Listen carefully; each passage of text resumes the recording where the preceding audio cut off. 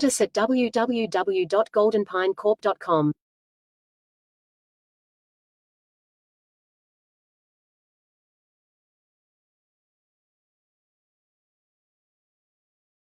Born and raised in Cabadbaran, Agusan del Norte to a landed family.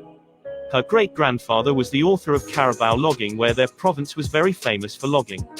A consistent honor student since grade, a scholarship in college at a state university in Mindanao, but chose to study at Philippine Women's University so that she can join the world-famous the Bayanahan Dance Company of the Philippines. A Dean's Lister in college with bachelor's degree of business administration. A professional Tahitian dancer. Family of doctors, engineers, teachers, psychologists, medtechs, nurses, architects, businessmen, farmers. Commercial model, print ads model, and ramp model in college. Rose to executive level in the corporate world. A social party animal before Christ in her early 20s. A mom of one daughter and grandmother of one grandson. CEO, owner of a 17-year-old VM design furniture company from a humble beginning which started from a small office table at home. Host of Dear Mamou V. Ladies and Gentlemen, Musbergi Mon. Good evening mga kamamo at mga kaganap.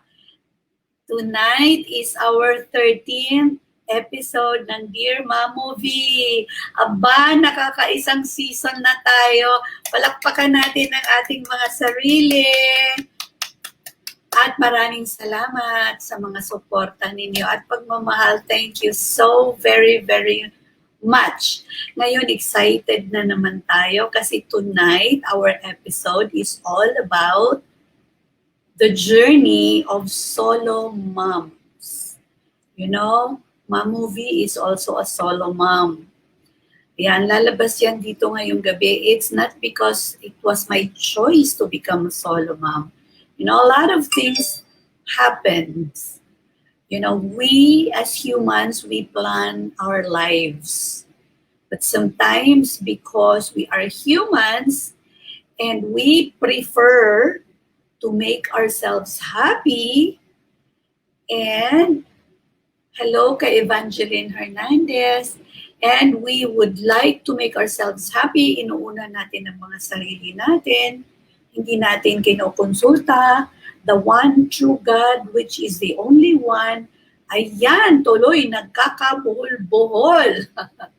So tonight, we will share with you yung journey of solo moms.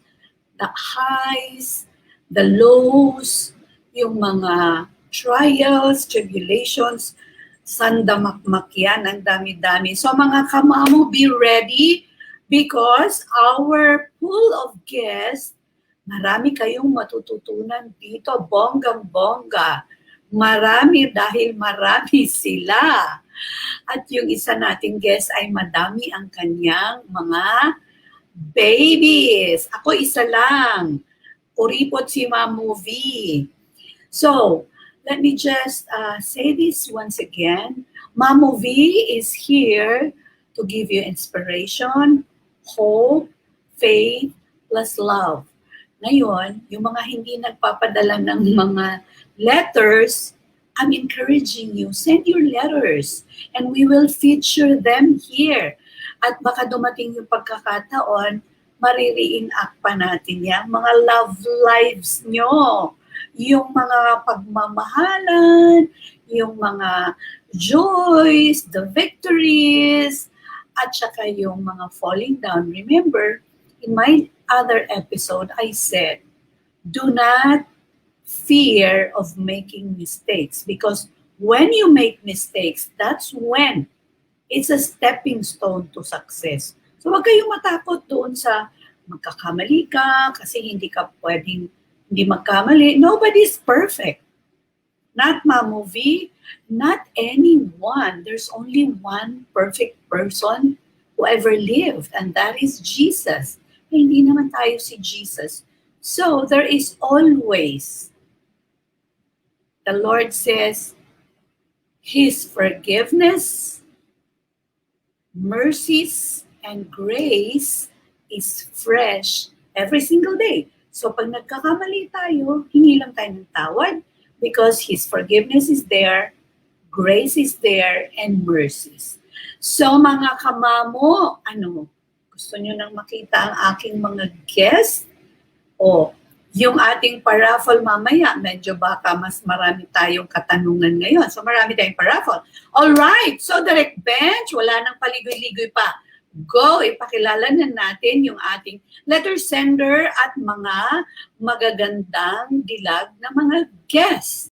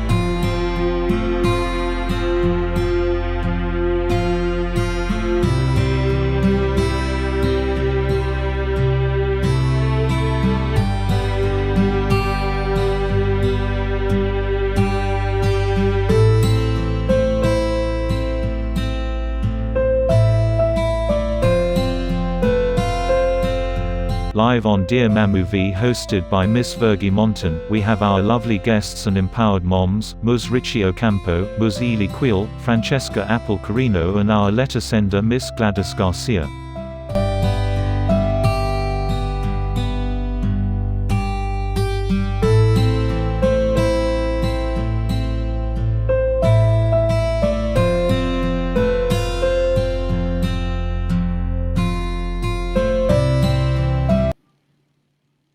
Ayan, mga kamamo at mga kaganap. Here is our letter sender. Say hello, Eli. Hi guys! Thank you so much, Mamou V, for having me on your show again. I always love chatting with you and getting inspired and also listening to your wonderful guests. So I'm so happy to be here tonight. Yes, welcome back. Welcome back. Alam mo naman, alam niyo mga kamamo, when me and Eli will start chatting, nakukulang ang isang araw. It doesn't stop. Hindi siya nauubos anything under the sun because we're both solo moms. And so, bago natin ipakilala yung iba pa nating guest, ito munang si letter sender natin, si Miss Eli. Ako ang magtatanong, hindi ka muna magtatanong, ako munang magtatanong. Okay. How old were you when you became a solo mom? So 1995, in January, I turned 18, and in October, I gave birth to... Yan, ayusin mo nga, anak. So I was 18, very young. I was still a baby. Ayun. Yeah. You were 18 and yes, of course, you were still a baby. And let us welcome also Miss Richie Ocampo. Richie. Hi! Ate Virg. Hello, our beauty queen. So Richie, okay. My question kanina is, si Eli, how old was she when she became a mom? So she was like 18, di ba? You were 18, Eli. Yeah. Richie, ikaw, how old are you when you became a mom, first time mom? How old were you? Hello po. Good evening to everyone. Hi, Mamou Eli, Mamou V, Direct Bench, and Direction. Anyway, I became a mom when I was already old. I was 30 years old. You were Opo. 30. Okay, 30, yeah. okay. Balik natin dito kay Eli kasi medyo napakaganda pag-usapan to. You were 18, Eli. Baby ka pa rin noon. Kasi I remember, my daughter also when she was 18, bata pa, baby pa, naku po. Yeah. Oo. And at that time, I think we were still really young. Like when you were 18, you were 18. I feel now the kids, when they're 18, they're like 18 going 30, diba? They are more, I suppose, like more aware. At that time, I really felt like I was just starting my life. So it was a big shock to find out that I was going to be a mom at that age. Okay, so how did you cope up? Is it an accidental thing that happened that you became a mom, or was it just was that your choice? Um, Honestly, looking back, everything that have happened, of course, up to at this point in my life, I am so grateful. Like they say, God has a plan, right? Like things happen for a reason. Sometimes we don't know that it is a blessing even when you feel like it's you're going through a difficult time. You only see it later. But when I was going through it, I really felt helpless. I think in so many in so many ways I didn't feel like I was in a situation where I will be supported the way I wanted to. I was raised by my parents. They're very um, conservative, and I know that when you get pregnant, you will get married, and then that's it. You'll start a family. So I I didn't really know what was happening. I also think honestly there was a big lack of um, conversations about this sort of thing that happens. I don't know in your time when you were going to school if there was sex education. I don't think so, diba? There was not. Kids now they are equipped, but I didn't know what was going on. So all these things. So when it happened, it was really a shock. But I I honestly I felt like it was like a blink of an eye, and then that's it. And I'm a mom, and then I gave birth, and then I am here now. So it was really fast, but it was. I think motherhood is like it's a gift when it's given to you and it happens.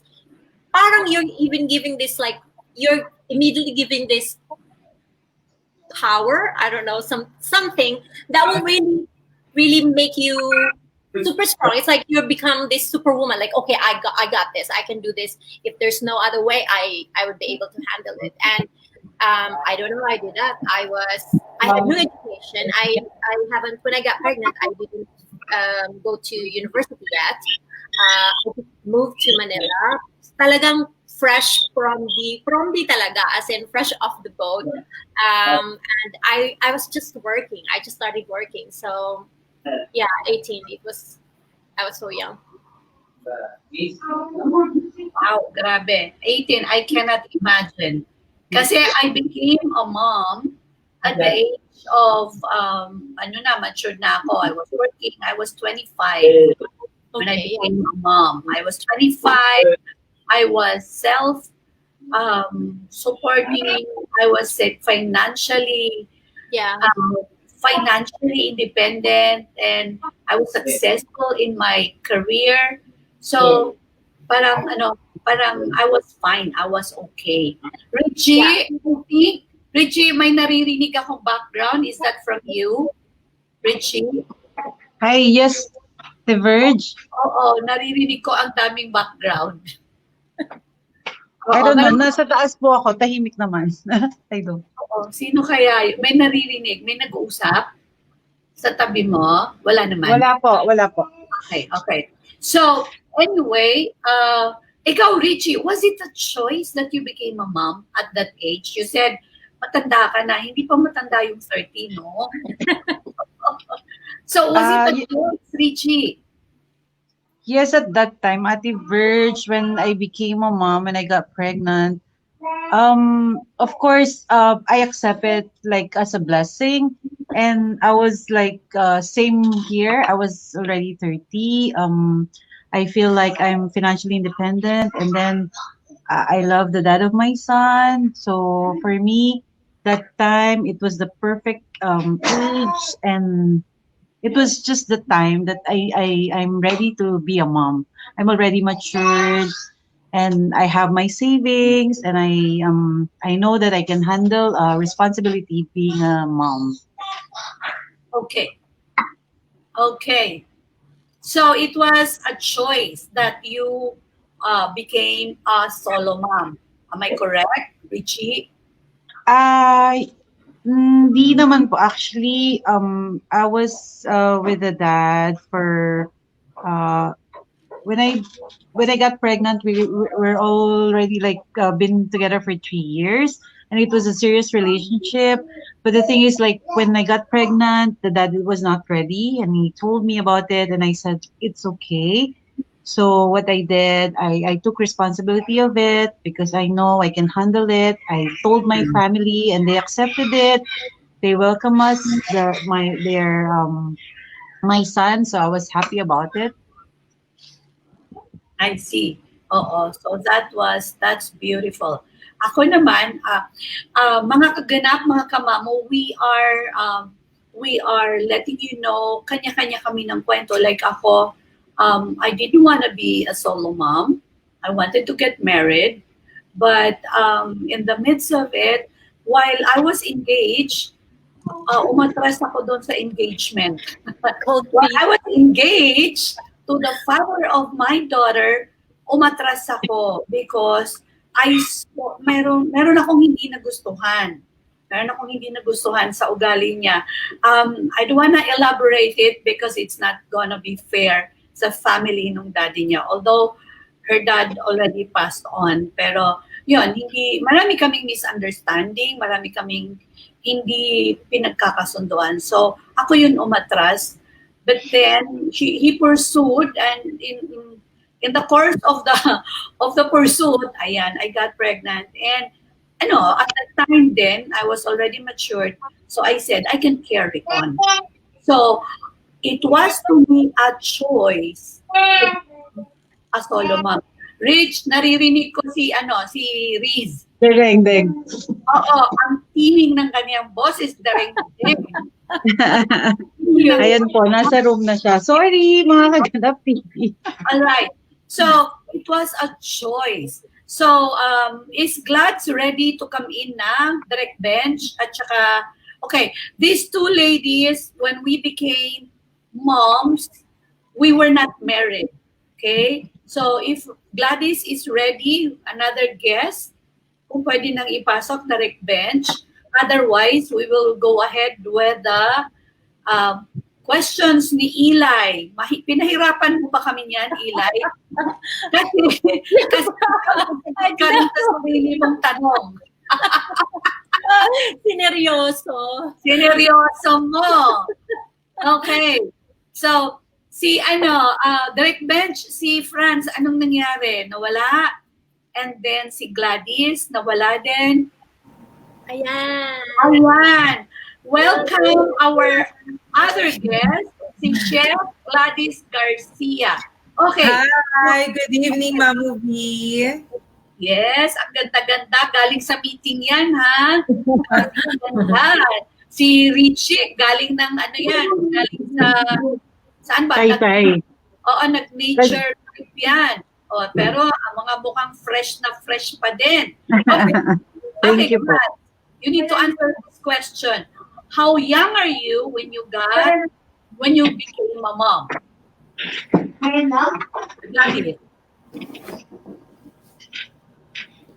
Gladys, Oh, can Yeah, how young complete am that. I was 26 years old. okay. Was it a choice that you became a mom or was it an accident? It's an accident.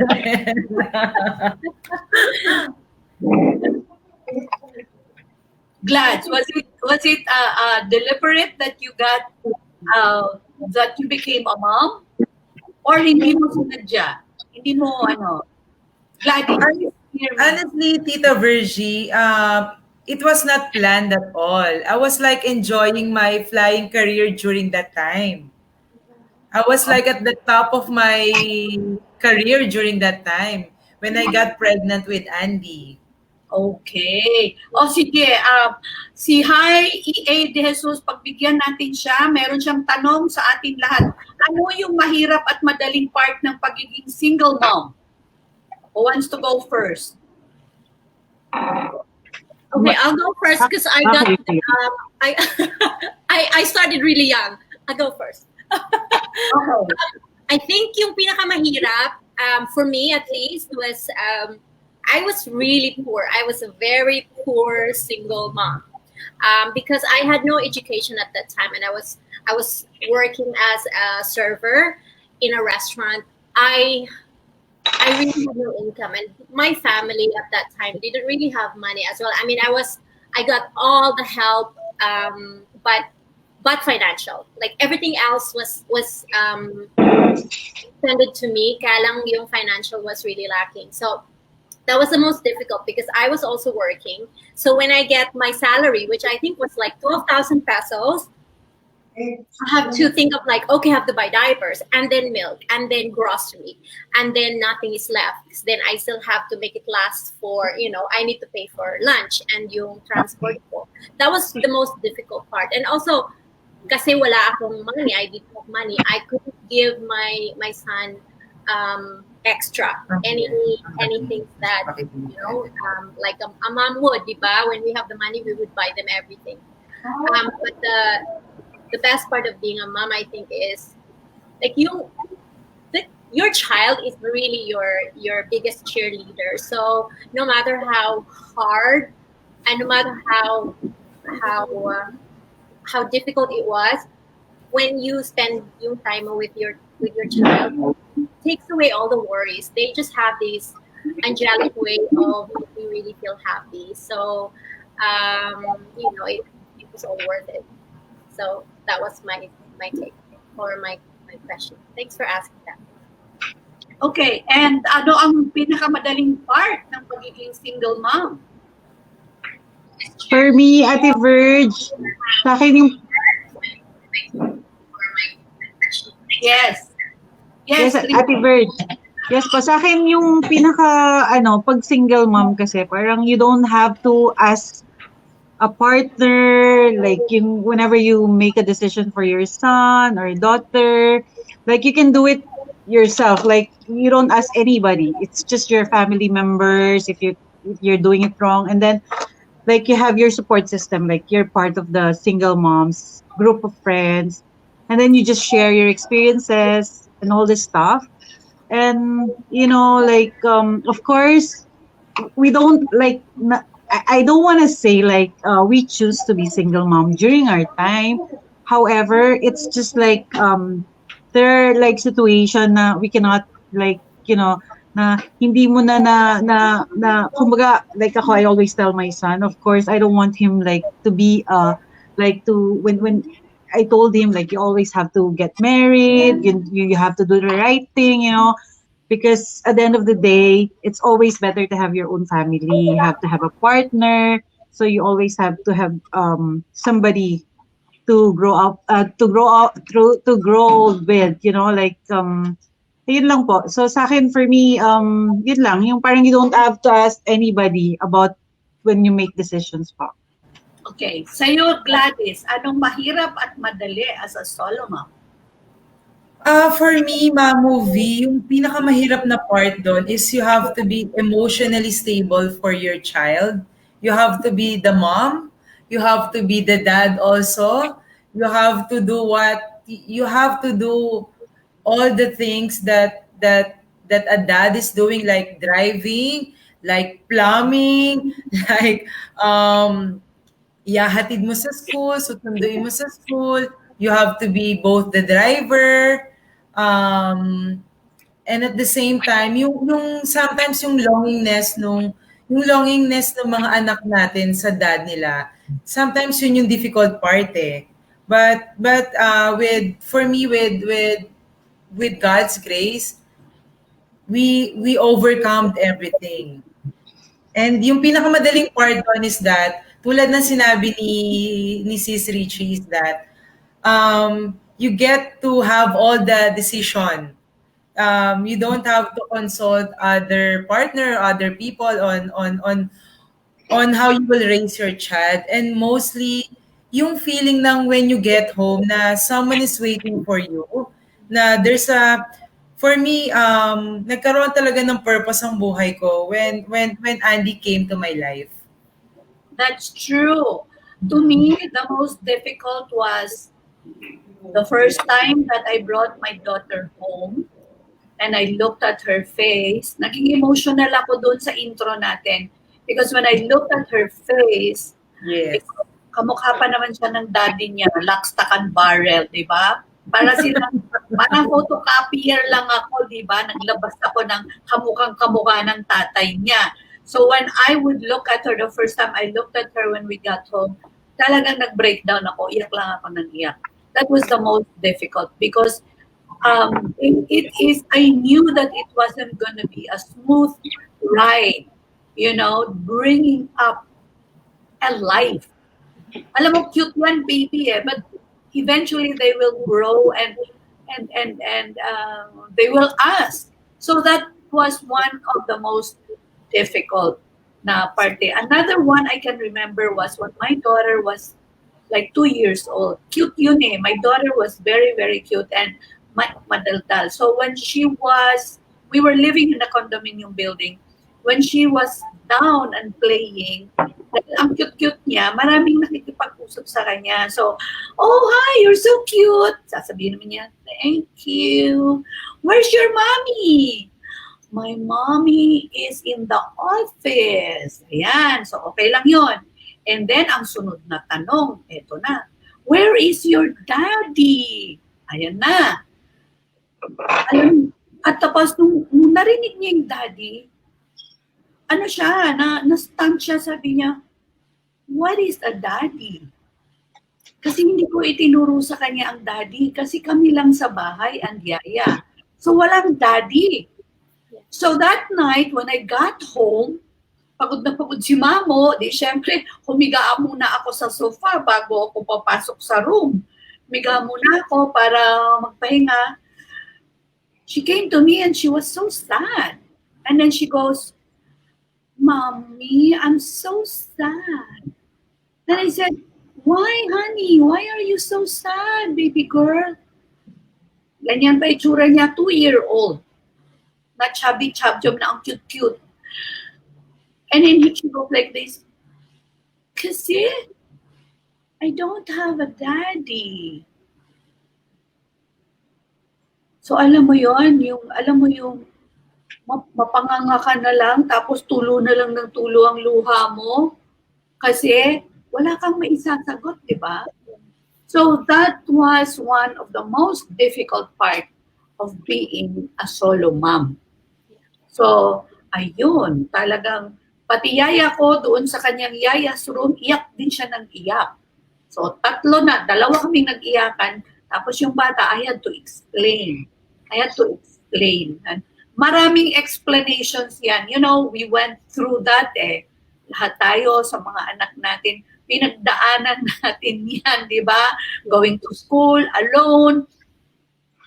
I'm just sharing this with you na when she was in school, meron siyang artwork na ginawa.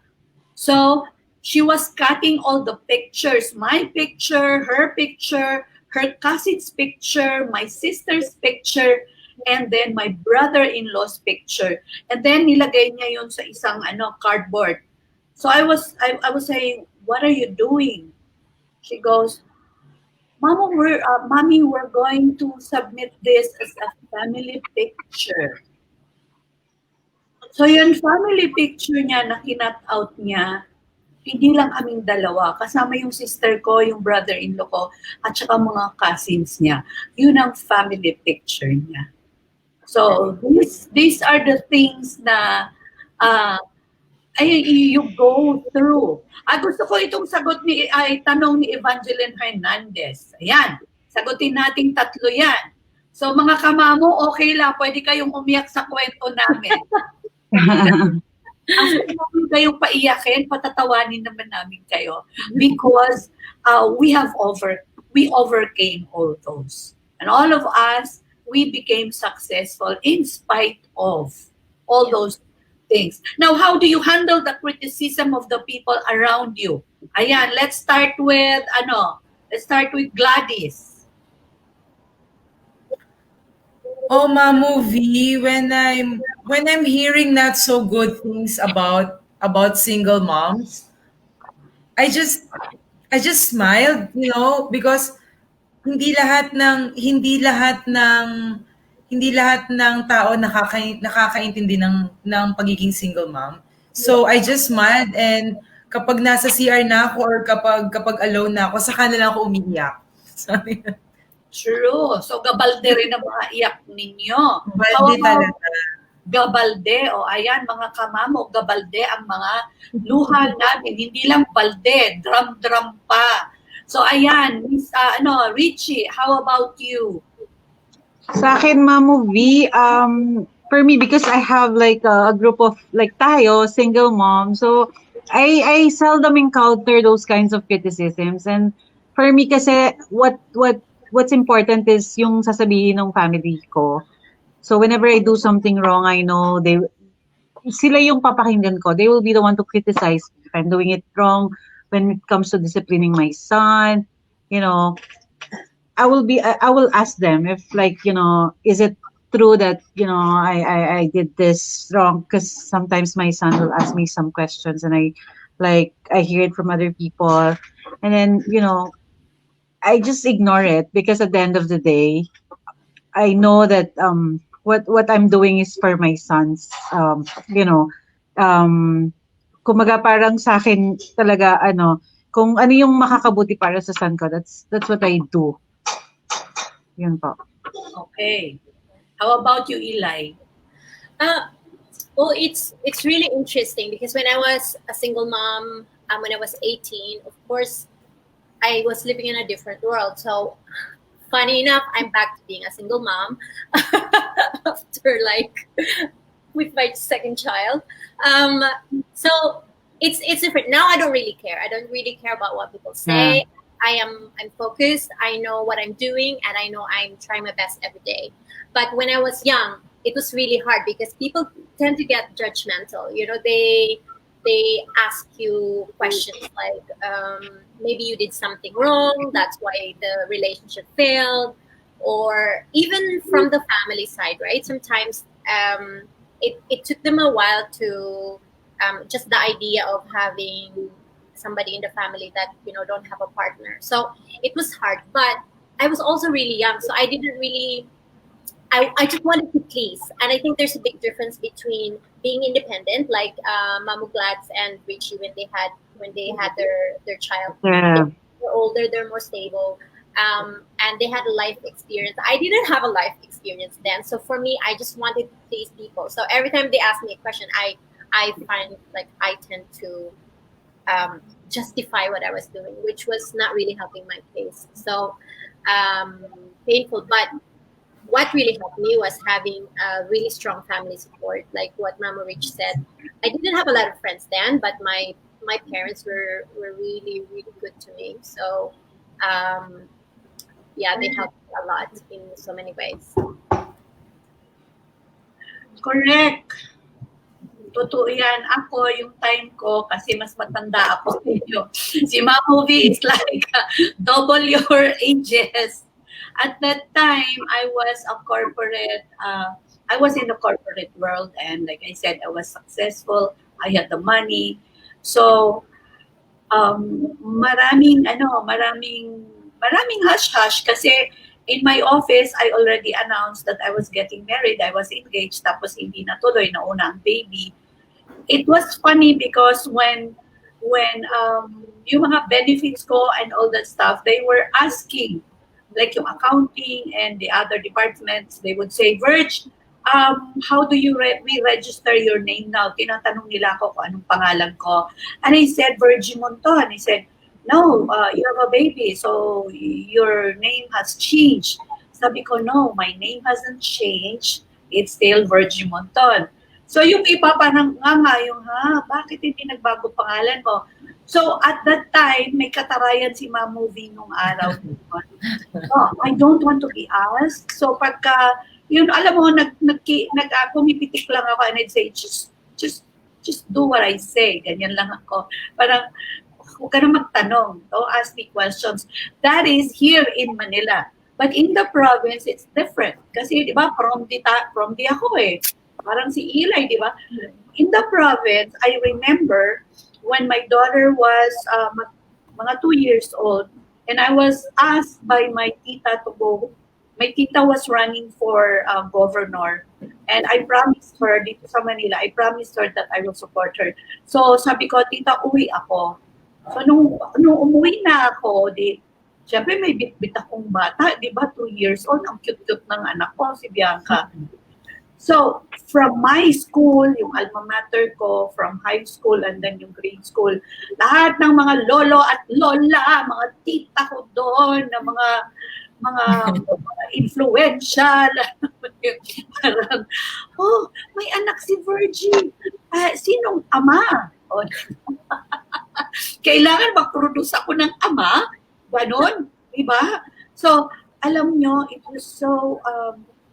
I was very confident and I said, let me explain to them. You know, my tita, who was then, who was running for governor, alam mo, siya yung sumasangga sa akin.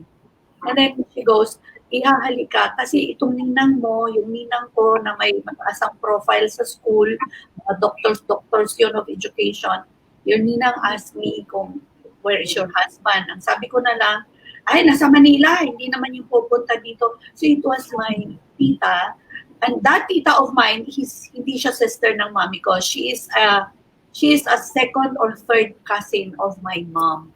Pero close sila ng mami ko. Siya yung nagtanggol sa akin in the province. Because at that time, at my age at that time, having a child out of wedlock in my family and in the province was taboo.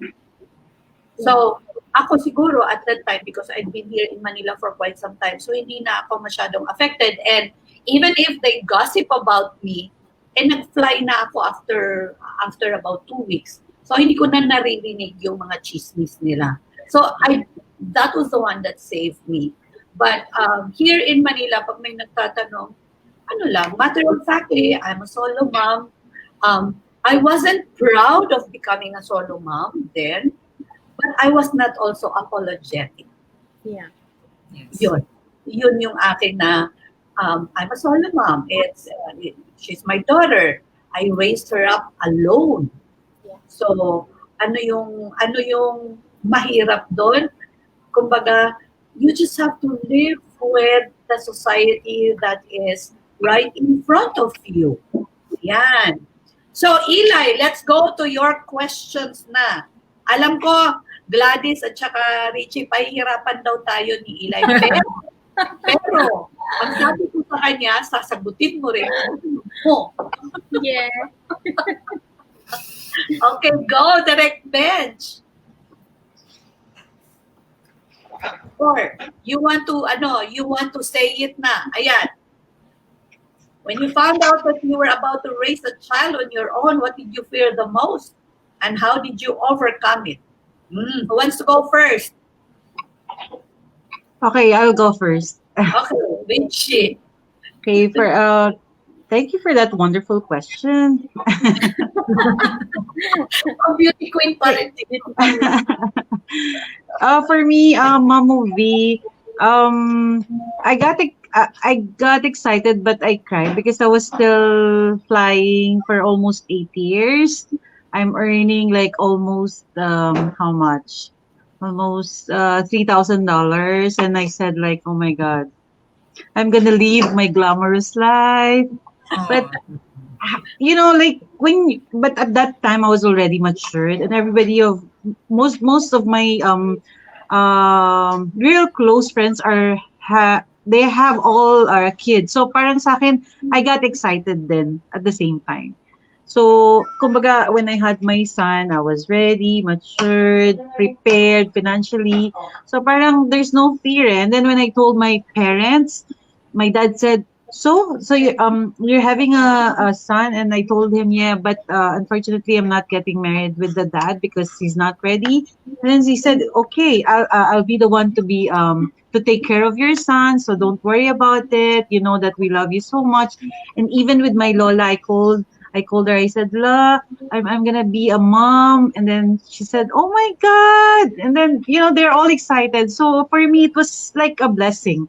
So I was so happy about it. Yun lang po. Thank you. Okay, how about, hi John, welcome. Ay, Christmas na Christmas Ay, na ha. Hi, parang parang Direction. out of place ako dito. Naman, alam ko naman. Oo, parang puro mga single mom dito. Panggulo Yes. ata ako rito. Oo. Okay, ang question dito, John, was how did Yeah, you I heard. I've been watching Mamou. Okay, so next, sinong gustong sumunod ng sagot? Gladys? Ako na lang. For me, Mamou V, what I fear the most is my family, especially my dad, because my dad is a soldier. So I grew up in a very traditional family. So during that time, I was also flying like Sister Richie. I was at the peak of my career when I got pregnant. So when I got pregnant and I went home na here sa Pilipinas, my parents, my family, they don't even know that I'm home already. Ah. Yes, they Mhm. don't know that I'm pregnant. They just You know kept it that a secret. it was yes. Because during that time, yung family ko kasi medyo traditional sila. So they want wedding first before getting pregnant. Of course. Mm-hmm. Yes, That's and very. And knowing my dad, syempre, I grew up with a military dad. So everything at home should be in order. Everything at home should be in order and in peace. So hindi ko alam kung paanong sasabihin ko sa parents ko, especially my dad, because I know I have a feeling na i-disown nila ako eh. Mm-hmm. Then nalaman nila na pregnant ako, 6 months na ako with my With child Andy. already, with Andy. And um nagpakita ako sa kanila, malaki na yung tiyan ko, and they were all shocked. They were like, sino ka? Ano nangyari? So for me during that time, I was really crying in front of them, especially in front of my parents, and they told me na um they told me na niloko ko sila, akala nila I was still flying because alam mo naman ng mga storya ng OFW, we are sending money to them, 'di ba? But Yes. I never stopped sending money to them. So nagulat sila na buntis na ako. Hmm. So after that very dreadful event, hindi mo na ako nagpakita sa kanila for like a month, like something like that. And they didn't speak to me also until nanganak na ako kay Andy. Doon lang kami nagkaroon ng maayos na pag-uusap at pagsasama kasi sobrang cute ni Andy nung maliit. So sino ba namang hindi natutuwa, and then finally they came to accept me and Andy during that time. Wow. How about you, Eli? Question mo yan. Oo nga, ano ba yung question ko? I think my biggest fear was the how part. it's like I just asked myself, but how am I going to do it?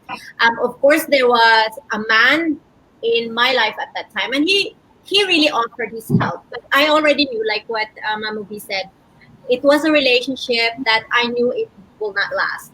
I knew it in my heart, so I went to it with a plan. Like, I'm pregnant now, I will give birth, I will pack my things, and I will leave. But I will do all of that, and give this boy a chance. But I somehow made up my mind already. I think it was the only way for me to go through it. I needed someone to help me, but I also knew I did not want that person in my life. But I was so young and I needed help. So yeah, I planned it. I think it was really the only way for me to go through it. To say, I told my parents. I think I was already maybe 5 months. You know, when you have your when you get pregnant the first time, you don't really show, diba? Especially when I was so young, I didn't show. So when I told my mom, she was really shocked, but she was very quiet, and she didn't say anything. And the next thing she said was, "Do you wanna eat?" So Filipino, it's like so such a Filipino mom said, "You wanna eat? Are you hungry?" And after that, they never asked me questions because they knew my situation was quite off. And I knew they wanted to ask me so many questions like, how did it happen? Why? Blah, blah, blah, all these things. But they knew that it's there, it's done, that I had to go through it. So I did. But I was terrified. I was really scared. But I think planning on my escape was, I think, what really helped me. It sounds bizarre, but it really helped me. And I just found that strength that, okay, I have a plan and this will end soon. Wow. Yeah. Okay, Mamu, I have a question. No, para naman medyo tong question natin sa kanila, positive. Okay. So, why ito lang yung aking observation when syempre I met a lot of single mom and I'm surprised how they live their lives, and when I saw their life, they're all successful. So, what do you think that makes you successful despite that you are single mom? Who wants to answer that first? Richie? Yes po. Direction for me, kasi, parang I was already successful even before I became a single mom with my son. So, parang I became a beauty queen, tapos, after that, I did a movie, then, tapos I became a flight attendant. So, for me, parang, of course, it's a blessing na nagkaroon pa ako ng son. So, mas lalo pa akong na-inspired na to work hard for his future, and at the same time, I don't want him to realize na parang, syempre kahit papaano, kahit gano'n ka successful, your son will always like feel incomplete because he doesn't have yung dad beside him, and he will always ask you yung mga difficult questions like, how come you and dad did not end up together, things like that. So, yung para sa akin, I always tell him, for me, what matters is I'm giving you a good life, you're having a comfortable life, that's what matters for me. So parang in exchange, parang ginagawa ko, instead of disappointments, nagiging parang for me, sabi ko sa son ko, it's a blessing, son. So you're lucky because you're blessed because now you can call a lot of dad, your dad, my real dad, and then yung mga tito mo, you can call them dad, So for me, parang I always make it a point that for my son, it's like a blessing for him na even though that I did not end up with his dad, it's still like, you can still be successful. It's still like a positive thing. Don't make it like like it's, basta, for me, it's always positive. Yeah. Thank you. So I have another question for Eli naman. So I'll make a different questions for every ladies here para they have their own opinion. So Eli, how about you? Do you think your family has a lot of effect to your decisions and to to your children when in terms of handling being a single mom. Kasi 'di ba parang malaking factor na meron tayong support sa ating mga family like our father, our mother, our grandmother, something like that. Do you think kaya parang you don't even believe that I'm alone because I have my family with me? Yeah, absolutely. I mean, to tie up the first question that you asked, Richie, um, when I became a single mom at a really young age, and coming from a family that didn't really have a lot of money, I was focused on making sure I break. I wanted to break that the the the loop. I didn't want to be one of those kids who rely to the parents. I wanted to be the one to alam mo yung para to really help my parents have a better life. I really really wanted to do that. But when I got pregnant, I'm like, oh, what's going to happen now? But um, my family played a big role in raising my son to a point where he never really asked, where is my dad? His biological dad and I split up when he was equal. He was only a few months old. So he grew up not even knowing. He actually didn't know how he looked like until like 2 years ago. But my parents supported me, so the support allowed me to leave the country and actually work as a flight attendant in Qatar Airways. I was confident that they can look after Cyrus for 2.5 years while I was working. So they they really raised my son right. Actually, they raised him better than I was. I think kasi parents they are better with their apo, and I felt really really really lucky with that. So yeah, definitely they played a big part in my life. And also I looked at my parents and I picked the ones that I love about them. Like I love this about my mom. I love this about my dad. I don't really like this about my mom or really like this my dad. I'm not gonna take that. But everything else that I love about them, I will take it and I will be that parent to my child. So they really inspired me to be way, way, way better than I would imagine. Okay, so with Chef, I wanna ask like what's your children? Girl or boy? I have a daughter, Andy. Ah, so they're all girls. Only daughter, only one daughter. Only daughter, yes. Come Okay, on. so You say hello uh, to Direct Jan. yeah. Hi. Hi, So Andy. anyway, I wanna ask you, Chef Gladys. So like syempre, we don't want naman to pray that, your daughter will be also become a single mom as yours. Pero syempre, we hope that our children will have a successful married life also. So, if ever, like, siguro, Mamu can answer that. Siguro, wag na lang ikaw tuman. So, so I don't know if Mamu can answer this or Glad. So if just in case, like your daughter will come to you and say, I left my husband and I want to settle on my own and raise my own children, like my child. How would you react to that kind of situation?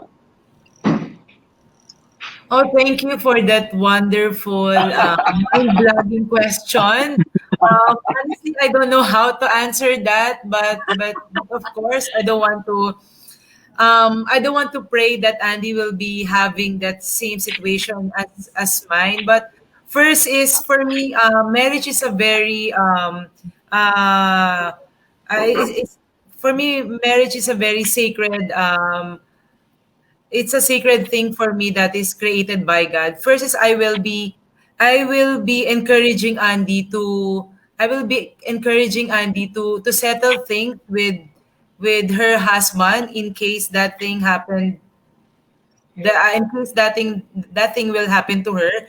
I will still encourage her to be the wife, but if God has other plans for her, I will truly support her. Mahirap pa yung question. Sobrang hirap. Di ba? Kasi bata pa yung mga anak nyo eh, di ba? Parang ang hirap. Pero syempre, we don't want even to pray that they will have, the same experience as yours, di ba? Pero we're hoping and praying that, our children will have a successful marriage. So, Joanna, I'm just gonna add about that. So Chloe, my daughter, so she's 14. She's very forward. She's a forward thinker. Very, I think because she has traveled and she met a lot of people and exposed to different cultures. She's very open-minded, and we had this conversation about marriage and about having a child, whether she gets married or not get married. And I told her I will totally support that. For her, it's like if I am successful and I can do it, I think I'll do it.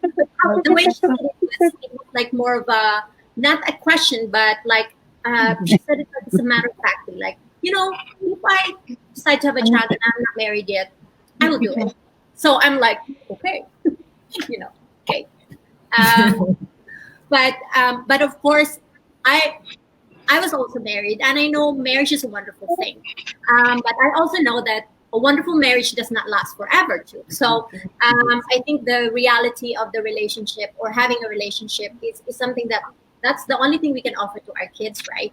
Lucky are those that last forever, But if it doesn't, then we find ways to do it. I mean, look at Mamou.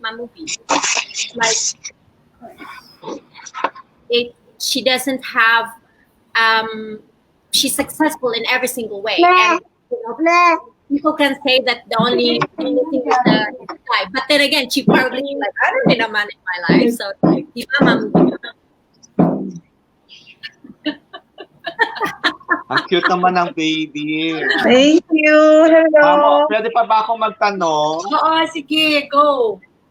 Okay, Richie naman, kasi di ba you have a boy? Yes, Direk. Diba? So, how Gian, old come is your here. boy? Gian, my son now is already 11 years old. Oh, okay. So, di ba, syempre, single mom and you're mommy. Yes. So, how do you handle? This is my daughter, Reese. And my how son, do you handle? Hi, Ian. Hi, Ian. Ian Marco, yeah. Yeah, Gian. So, how do you handle, like, syempre, kailangan lumaki siya ng masculine, lumaki siya na, a man of God, a man of person.